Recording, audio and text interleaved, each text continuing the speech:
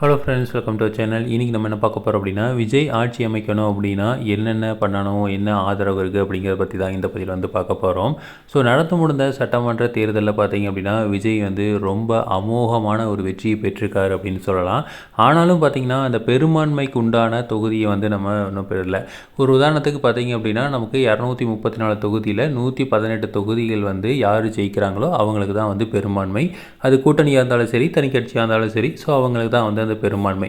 அப்படி பார்க்குறப்போ டிவிகே வந்து பார்த்திங்க அப்படின்னா 107 தொகுதியில் தான் வந்து வின் பண்ணியிருக்காங்க. அப்போது டிஎம்கே கூட்டணி பார்த்திங்க அப்படின்னா கிட்டத்தட்ட 73 தொகுதியில் வின் பண்ணியிருக்காங்க. ஏடிஎம்கே கூட்டணி 53 தொகுதியில் வந்து வின் பண்ணியிருக்காங்க. ஸோ இப்போ இதில் வந்து இப்போ யார் ஆட்சி அமைக்கிறது அப்படிங்கிறதெல்லாம் வந்து பார்த்திங்கன்னா, ஃபஸ்ட்டு எடுத்தோன்னே ஆளுநர் வந்து விஜய் தான் வந்து கூப்பிடுவாங்க. அதில் எந்த ஒரு மாற்று கருத்தும் இல்லை. ஏன்னா வந்து விஜய் தான் வந்து லீடிங்கில் ஜெயிச்சிருக்காரு. இப்போது விஜய் என்ன பண்ணணும் அப்படின்னா, அந்த ஆட்சி அமைக்க போயிட்டு அதுக்கப்புறம் என்ன பண்ணணும் அப்படின்னா, ஒரு 15 நாளைக்குள்ளே, அதை வந்து மைனாரிட்டி கவர்மெண்ட்டுன்னு சொல்லுவாங்க.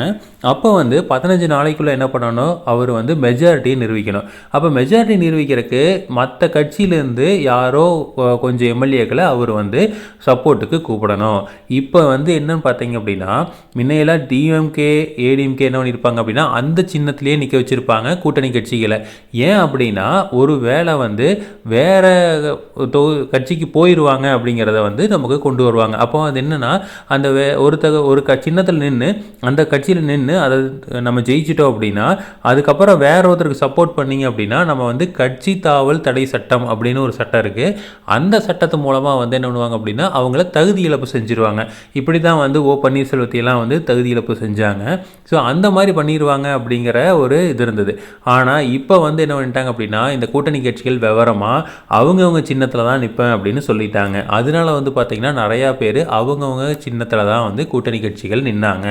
ஸோ அதனால வந்து ஈஸியாக வந்து விஜய்னால் மற்ற எம்எல்ஏக்களை இழுத்துக்க முடியும்.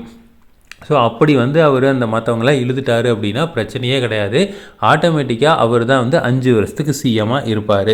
இப்போ வந்து பார்த்திங்கன்னா, யாரெல்லாம் கூப்பிட முடியும் அப்படின்னா, ஃபஸ்ட்டு பாருங்கள், இப்போ டிஎம்கேவை கூப்பிட முடியாது. அவர் ஃபஸ்ட் எடுத்தோன்னே டிஎம்கே வந்து தீயசக்தின்னு சொல்லிட்டு இருக்காரு. டிஎம்கேவை கூப்பிட மாட்டாங்க ஆப்வியஸ்லி. அடுத்தது வந்து பார்த்திங்கன்னா காங்கிரஸ் வந்து 4 இடத்துல வந்து ஜெயிக்க போகிறாங்க. அப்போ 4 இடம் அப்படிங்கிறப்போ விஜய்க்கு எவ்வளோ தேவைப்படுது அப்படின்னா 11 இடம் தான் தேவைப்படுது. அப்போ வந்து நம்ம காங்கிரஸை வந்து என்ன பண்ணுவாங்க அப்படின்னா, கூப்பிட்டாங்க அப்படின்னா 4 இடம் வந்து கிடைக்கும். அடுத்தது வந்து பார்த்திங்கன்னா விசிகாவை கூப்பிட்டாங்க அப்படின்னா 2 இடம். அதுக்கப்புறம் சிபிஐ ஒரு இடம், 2 இடம் இருக்குது. அதே மாதிரி சிபிஐ எம்மில் வந்து, அதாவது மார்க்சிஸ்ட் கம்யூனிஸ்ட் கட்சியில் பார்த்திங்கன்னா ஒரு 2 இடம் இருக்குது.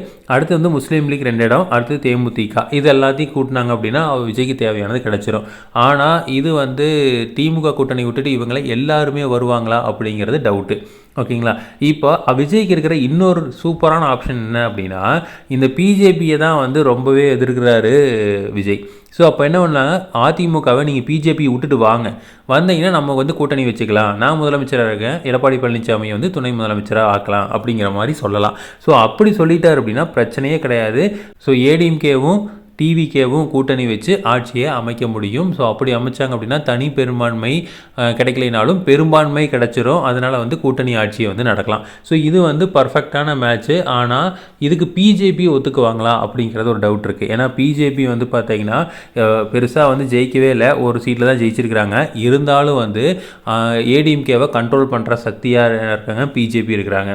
ஸோ அப்போது இடி வச்சுருக்கிறாங்க, சிபிஐ இருக்குது. எதையோன்னு வச்சு என்ன பண்ணுவாங்க அப்படின்னா குடைச்சல் கொடுத்துட்டே இருப்பாங்க. இன்னமும் பார்த்தீங்கன்னா விஜயோட கரூர் வழக்கு இன்னமும் வந்து லைவில் தான் இருக்குது, சிபிஐட்ட தான் இருக்குது. ஸோ அந்த மாதிரி வச்செல்லாம் வந்து குடைச்சல் கொடுக்குறதுக்கு நிறைய வாய்ப்புகள் நிறையா இருக்குது. ஸோ அதனால் வந்து விஜய் கண்டிப்பாக பிஜேபியோட ஒத்து போய் தான் ஆகணும்.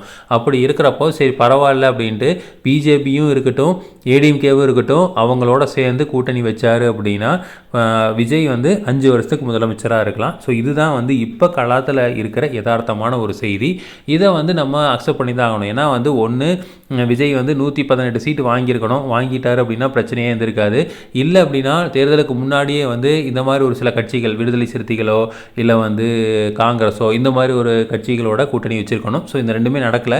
ஆனால் வந்து விஜய் இந்த அளவுக்கு வின் பண்ணுவார் அப்படின்னு நிறையா பேர் இதை எதிர்பார்க்கவும் இல்லை. ஏன்னா குளத்தூர் தொகுதியில் ஸ்டாலினே தோப்பார் அப்படிங்கிற அளவுக்கு யாருமே வந்து எதிர்பார்க்கல.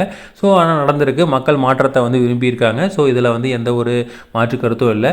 ஸோ அப்படி பார்க்குறப்போ விஜய் ஆட்சி அமைக்கணும் அப்படின்னா இதையெல்லாம் வந்து செஞ்சாகணும். ஸோ என்ன செய்வார் அப்படிங்கிறத பொறுத்திருந்து பார்க்கலாம். ஸோ இதே மாதிரி இன்ஃபர்மேஷன் உங்களுக்கு தொடர்ந்து வேணும் அப்படின்னா எங்கள் சேனல் சப்ஸ்கிரைப் பண்ணுங்கள். தேங்க்யூ.